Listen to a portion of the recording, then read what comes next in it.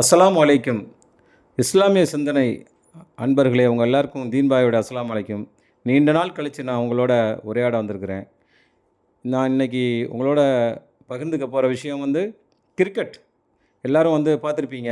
இந்த கடைசி India England match, test match 5வது நாள், 5வது மேட்ச்சு, கடைசி மேட்ச்சு 5வது நாள்.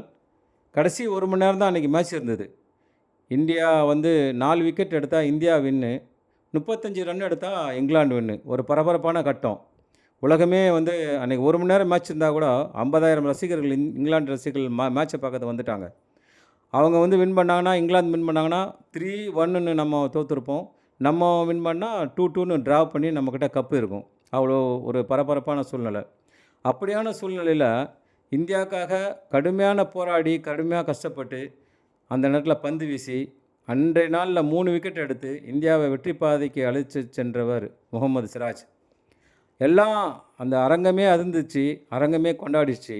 ஆனால் அந்த நேரத்தில் முகமது சிராஜ் என்ன செஞ்சார் அப்படின்னு பாருங்கள். நான் அந்த போஸ்ட் போட்டிருக்கேன் பாருங்கள்.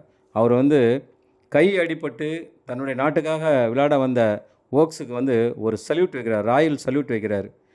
வச்சுட்டு அவரை கட்டி பிடிச்சி அவரை ஆறுதல் படுத்தி அவரை சமாதானப்படுத்தி அனுப்புகிறாரு. அதுக்கப்புறம் தான் அவர் அந்த செலிப்ரேஷன்லேயே கலந்துக்கிறார். இப்படிப்பட்ட பண்பாட்டை, இப்படிப்பட்ட ஒரு ஒரு உன்னதமான அந்த குணத்தை அவருக்குள்ளே விதைச்சது எதுன்னு நினைக்கிறீங்க? யாருன்னு நினைக்கிறீங்க? அவர் தங்கியிருக்கிற 5 ஸ்டார் ஹோட்டல்லையே அதை சொல்லிக் கொடுக்குறாங்க, இல்லை காலேஜ்லேயே சொல்லி கொடுத்தாங்க? நிச்சயமாக இல்லை. கண்டிப்பாக அவர் அவரை பண்படுத்தினது குரான். கண்டிப்பாக குரான். அவர் முஸ்லீம், முகமது சிராஜ். குரான் தான் அவரை பண்படுத்தினது.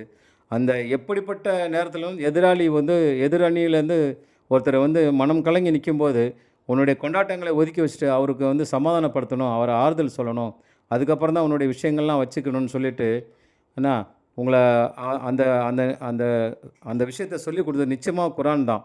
அங்கேருந்து தான் அவர் இந்த பண்பாட்டை அவர் கற்றுருப்பார். கண்டிப்பாக ஒரு ஜிம்மா உரையிலையோ இல்லாட்டி குரானை படிக்கும்போதோ இல்லை அவர் தகப்பனார் மூலமோ அவர் இந்த குரான்லேருந்து தான் இந்த விஷயத்தை, இந்த பண்பாட்டை கற்றுக்கிட்டு இருப்பார். மக்களே, நீங்களும் குரானை படிங்க, குரானை வாசிங்க, அதிலிருந்து நற்பண்புகளையும் நல்ல விஷயங்களும் தெரிஞ்சுக்கொள்ளுங்க. அஸ்ஸலாமு அலைக்கும். அவ்வளோதான், முடிச்சிட்டேன். கட் பண்ணுண்டா. முடிஞ்சிச்சு.